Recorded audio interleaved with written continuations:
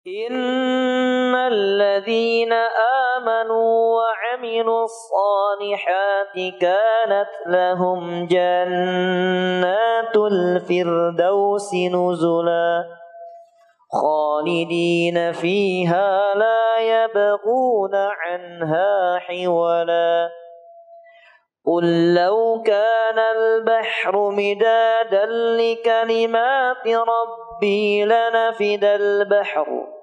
لنفد البحر قبل أن تنفد كلمات ربي ولو جئنا بمثله مددا. إن الحمد لله نحمده ونستعينه ونستغفره ونعوذ بالله من شرور أنفسنا وسيئات أعمالنا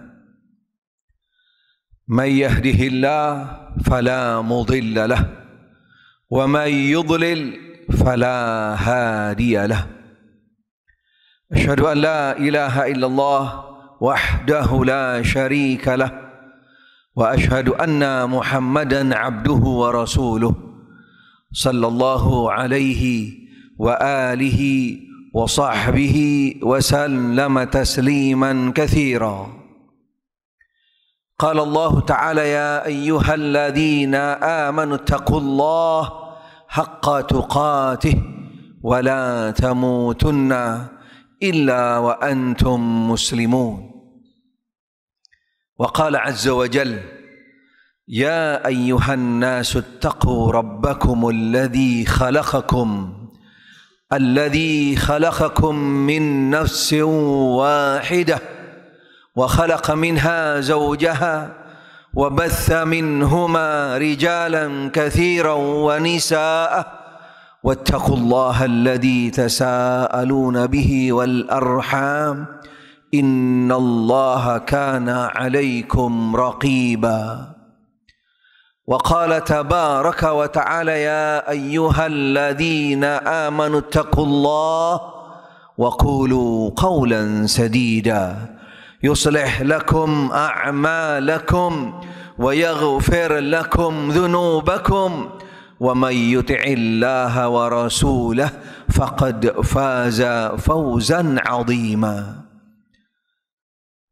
أما بعد، فإن أصدق الحديث كتاب الله وخير الهدى هدى محمد صلى الله عليه وآله وصحبه وسلم وشر الأمور محدثاتها وكل محدثة بدعة وكل بدعة ضلالة وكل ضلالة في النار. معاشر المسلمين إخواني في الدين أعزني الله وإياكم rahimani rahimakumullah. Jamaah sidang Jum'ah yang mudah-mudahan senantiasa dirahmati oleh Allah Subhanahu wa taala. Alhamdulillah wa syukrulillah.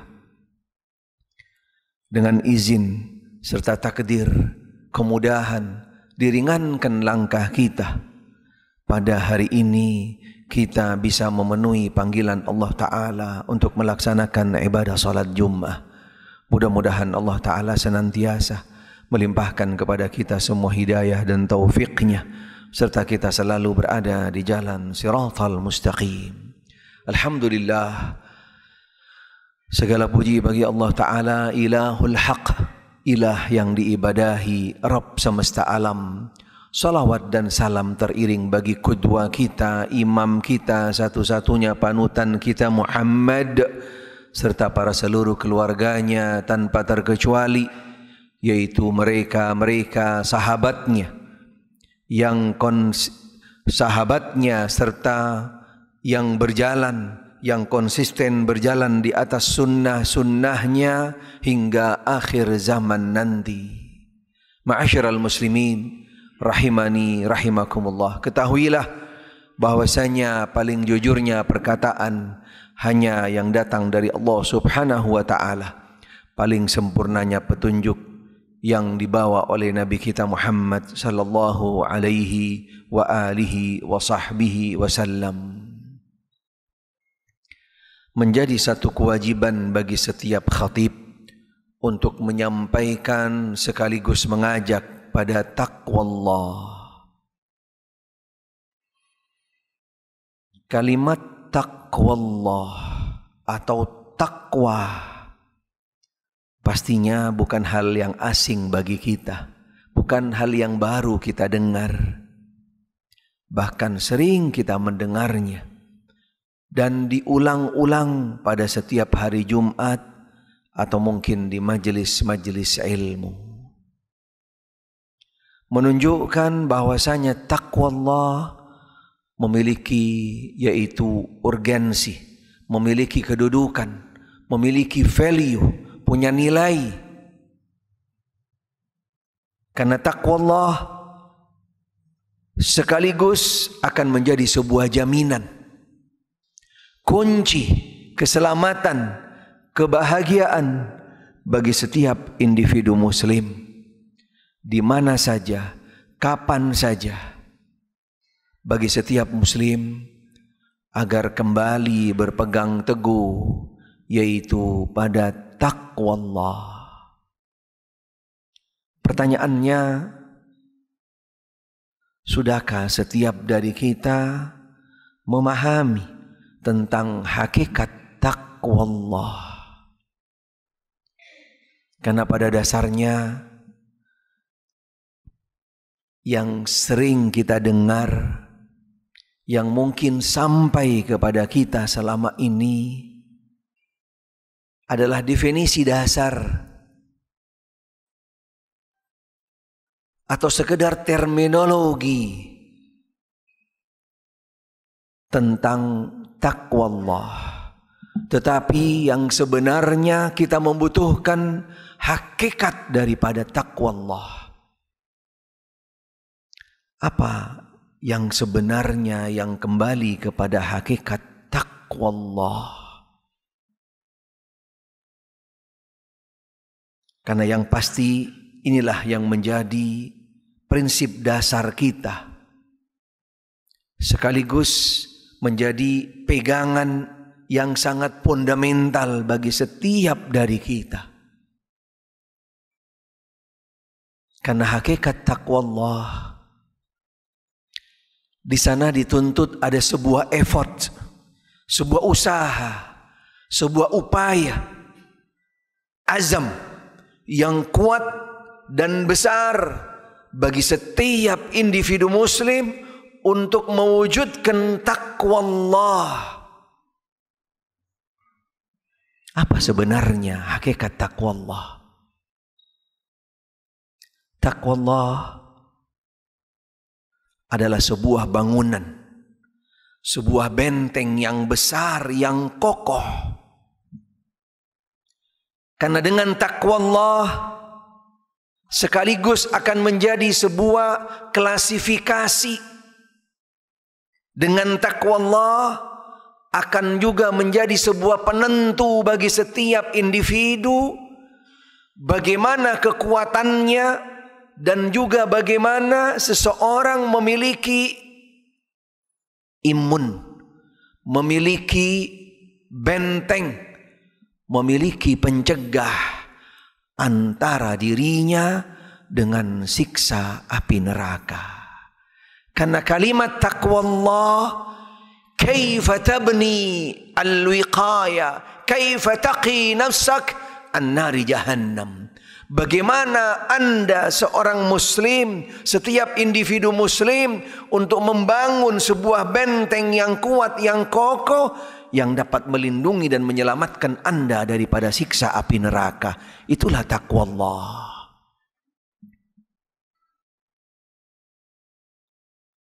Aplikasinya yang sering kita dengar, walaupun itu tidak kembali kepada hakikat taqwallah yang sebenarnya. Ditunjukkan adanya takwa, adanya sebuah usaha dari setiap individu muslim, yaitu dengan ketundukan, dengan ketaatan kepada Allah Subhanahu wa Ta'ala, berjalan di atas koridor tuntunannya, di jalan cahaya yang mendapatkan ridho dari Allah Subhanahu wa Ta'ala, sekaligus menjauhi daripada hal-hal yang nantinya akan menjerumuskan, yang akan menggugurkan, yang akan merobohkan daripada benteng tersebut, yang pada akhirnya akan mengantarkan seseorang ke dalam murka ancaman Allah Ta'ala. Na'udzubillah min dzalik. Sehingga takwa Allah dipastikan setiap daripada individu muslim punya tingkatan yang berbeda-beda. Karena takwa Allah adalah sebuah tingkatan yang akan menentukan kedekatan tingginya seorang hamba di sisi Allah Subhanahu wa Ta'ala. Dengan takwanya, dengan ketundukannya, dengan ketaatannya. Inna akramakum indallahi atqakum. Bukan karena dengan keturunannya, paras mukanya, atau karena hartanya, jabatannya, dan seterusnya. Tapi karena nilai takwanya. Karena kekuatan daripada benteng yang dimiliki oleh seseorang, yang sekaligus akan menjadi sebuah peringkat tingginya seseorang di sisi Allah Subhanahu wa Ta'ala. Mudah-mudahan Allah Subhanahu wa Ta'ala menjadikan kita daripada hamba-hambanya yang benar-benar membawa predikat takwa Allah di mana saja, kapan saja, siapapun daripada kita. Amin, Allahumma amin. Ma'asyiral muslimin, ikhwani fid din, azani Allah wa iyyakum, rahimani rahimakumullah. Ada salah satu hadis yang dibawakan oleh Al-Imam Al-Bukhari rahimahullah di dalam kitabnya Al-Adabul Mufrad, menjelaskan tentang kriteria orang yang luar biasa mendapatkan nikmat karunia dari Allah Ta'ala, bahkan bagaikan dunia dan seisinya ada di tangannya. Dunia dan seisinya ada di genggamannya. Subhanallah. Pernahkah kita mendengar hadis ini? Dan yang paling penting, sadarkah kita, engahkah kita dengan karunia yang besar ini? Nabi SAW bersabda, ada 3 kriteria di dalamnya. Orang yang benar-benar dia itu sebenarnya, hakikatnya mendapatkan dunia dan seisinya. Hazat lahud dunya wa ma fiha, atau kama qala alaihi salatu wassalam. Orang yang memiliki, diilustrasikan oleh Nabi seakan-akan dunia dan seisinya ada bersamanya. Yang pertama, orang yang mendapatkan keamanan. Aminan fi hirzih au fi sirbih, mu'afan fi jasadih wa inda quti yaumih. Yang pertama, orang yang mendapatkan keamanan, ketentraman di dalam kehidupannya, aman. Yang kedua, sehat jasadnya, badannya. Dan yang ketiga, dia memiliki yaitu kebutuhan pada hari itu mencukupi daripada kebutuhannya. Subhanallah. Kriteria yang sebenarnya pasti dimiliki oleh setiap dari kita. Nabi mengatakan, itulah orang-orang yang memiliki dunia dan seisinya. Allahu Akbar. Tetapi sadarkah kita kalau kita adalah orang-orang yang memiliki dunia dan seisinya? Sadarkah kita bahwasanya Allah Ta'ala karuniakan kepada kita nikmat yang luar biasa besar? Ini yang menjadi pertanyaan. Pastinya mayoritas dari kita nggak ngeh, nggak sadar, bahkan lalai, dan juga tidak sedikit yang mengingkari daripada karunia nikmat tersebut. Na'udzubillah min dzalik.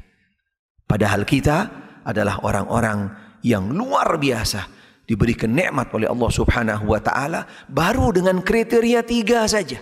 Bahkan lebih dari itu, Allah Subhanahu wa Ta'ala sudah sangat besar memberikan karunia nikmat kepada kita.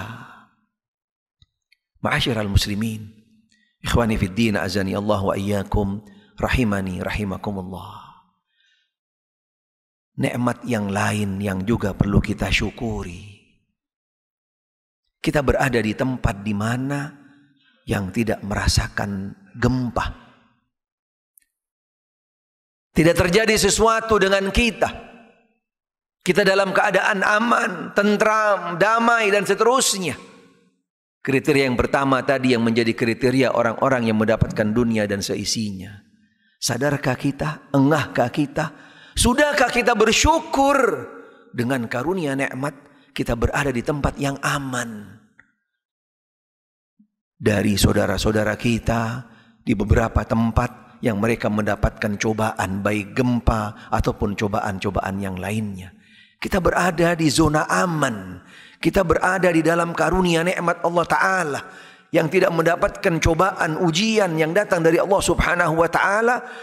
Sebagaimana mereka, sebagian dari saudara-saudara kita yang mendapatkan cobaan dan ujian. Sadarkah kita? Engahkah kita? Sudahkah kita bersyukur kepada Allah Subhanahu wa Ta'ala dengan karunia nikmat tersebut? Masing-masing dari kita hendaknya introspeksi diri, melakukan audit, melakukan muhasabah bahwasanya Allah Subhanahu wa Ta'ala masih melindungi kita, menjaga kita, menyelamatkan kita, dan juga mengangkat dari kita tidak terjadinya cobaan ujian yang ada di sekitar kita.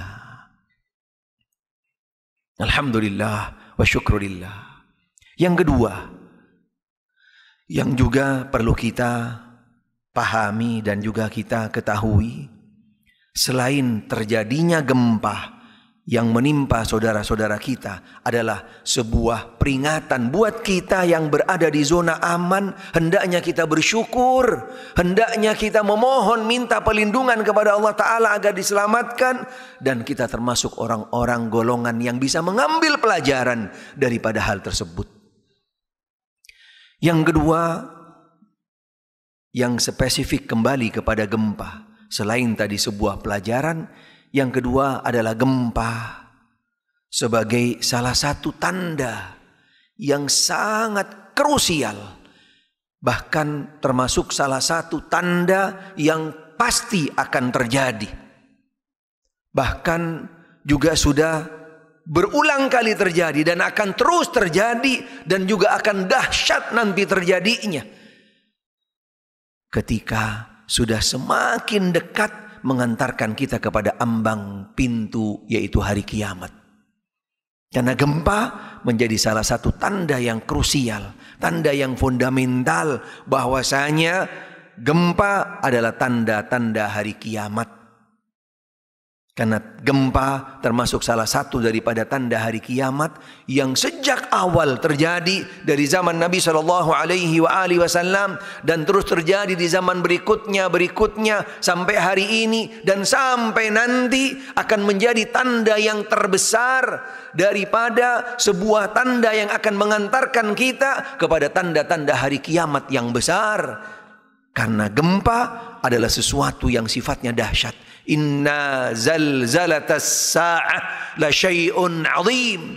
Allah Ta'ala berfirman di dalam Al-Quranul Karim, ketahuilah bahwasanya gempa akan menjadi sebuah goncangan yang sangat besar, dahsyat, yang akan mengantarkan kepada hari kiamat. Akan terus terjadi, dan siapapun tidak akan mampu untuk menghentikannya. Bahkan untuk mendeteksi kapan, di mana, sebesar apa, siapapun mereka, alat apapun yang mereka gunakan, siapapun orangnya, tidak akan mungkin bisa mengendalikan, menginformasikan akan terjadinya gempa. Karena termasuk salah satu gempa adalah yaitu mutlak hanya kembali kepada Allah Subhanahu wa Ta'ala yang menggerakkannya. Pelajaran yang lain yang juga sangat fundamental, dan ini sekaligus menjadi sebuah tolak ukur daripada nilai keimanan seseorang. Segala sesuatu yang ada di dunia, segala sesuatu yang kembali kepada alam, yang dimaksud alam adalah selain Allah, yang kategorinya adalah makhluk, tidak akan terlepas daripada rububiyahnya Allah. Tidak akan terlepas daripada rububiyahnya Allah. Di dalam rububiyahnya Allah ada 3 sifat yang fundamental di dalamnya. Al-khalqu wal milku wat tadbir. Rububiyahnya Allah yang kembali kepada alam selain Allah. Allah lah yang menciptakannya, yang memilikinya, dan yang mengaturnya. Sehingga apapun yang terjadi dengan alam, yaitu selain Allah, yang kembali kepada makhluk di dalam zona yang kecil, yang sedang, yang besar, yang sebentar, yang lama, yang terus menerus, apapun yang terjadi tak akan terlepas daripada skenario dan juga ketentuan Allah Subhanahu wa ta'ala. Sehingga ketika terjadi apapun yang kembali kepada diri kita, di sekitar kita, keluarga kita, yang terjadi di luar sana, di dalam negeri, di luar negeri dan seterusnya, semuanya adalah kehendak dan ketentuan serta skenario Allah Subhanahu wa ta'ala. Tidak dibenarkan, bahkan sampai dipertanyakan keimanannya ketika mengembalikan segala sesuatunya kepada sekedar alam. Karena fenomena alam, karena pergerakan ini, karena sebab ini, melupakan bahwasanya Allah lah yang menggerakkannya, Allah lah yang menggoncangkannya, Allah lah yang mendatangkannya, dan seterusnya. Keyakinan yang harus kuat dan mantap setiap dari kita untuk meyakininya, dan tidak ada sedikit pun keraguan di dalamnya. Segala sesuatunya raji'un ilallah, kembali kepada Allah Subhanahu wa ta'ala. Inna lillah wa inna ilaihi raji'un. Yang terakhir yang perlu juga kita bisa ambil daripada pelajaran tentang gempa, bahwasanya seseorang atau ketika terjadi gempa, setiap dari kita hendaknya bisa tepat dan benar untuk mengembalikannya kepada Allah Subhanahu wa ta'ala, dan sekaligus juga minta perlindungan kepada Allah Subhanahu wa ta'ala. Minta perlindungan kepada Allah Subhanahu wa ta'ala, karena yang terjadi adalah sebuah peringatan, dan di balik peringatan itu agar kita kembali kepada Allah, sehingga kita jangan sampai salah jalan, salah jalur, malah kita kembali kepada jalan-jalan jalur yang lainnya, malah kita minta pertolongan kepada yang namanya manusia, atau mungkin jauh daripada hal-hal yang lainnya, yang bahkan akan semakin menjerumuskan, menjatuhkan seseorang ke dalam lubang yang semakin dalam, semakin dimurkai oleh Allah Subhanahu wa ta'ala, yaitu kepada perkara-perkara kesyirikan. Dengan kejadian gempa, dia malah bukan untuk introspeksi, kembali kepada Allah, mohon, minta perlindungan, minta ampun, tapi malah dia mengambil langkah-langkah yang malah akan lebih besar lagi mendatangkan murka Allah Subhanahu wa ta'ala, dengan cara-cara khurafat, dengan cara-cara takhayul, dengan cara-cara yang akan lebih besar lagi mendatangkan, yaitu murka Allah Subhanahu wa ta'ala. Mudah-mudahan Allah Subhanahu wa ta'ala memberikan kepada kita semua yaitu kekuatan di dalam menghadapi segala macam cobaan dan ujian, dan mudah-mudahan Allah Subhanahu wa ta'ala melindungi kita daripada hal-hal yang akan merusak daripada akidah keimanan kita, dan mudah-mudahan Allah Subhanahu wa ta'ala menjaga kita, di sekitar kita, di kota kita, khususnya negeri kita Indonesia, selalu dalam keadaan aman, tentram, damai, dan diselamatkan dari segala macam cobaan, ujian, bencana, dan mudah-mudahan Allah Ta'ala gantikan semuanya, yaitu dengan karunia anugerah yang datang dari Allah Subhanahu wa ta'ala. Aqulu qawli hadha fastaghfiruh, innahu huwal ghafurur rahim.